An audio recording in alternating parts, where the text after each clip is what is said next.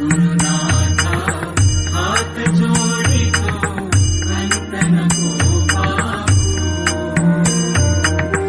उकलवी मनीचे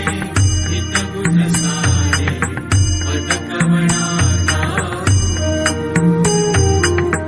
निशिदिनी श्रमसी मम हितार्थ तू किती तुझ शिण देऊ हृदयी वससी परिणच दिससी कैसे तुझ पाहू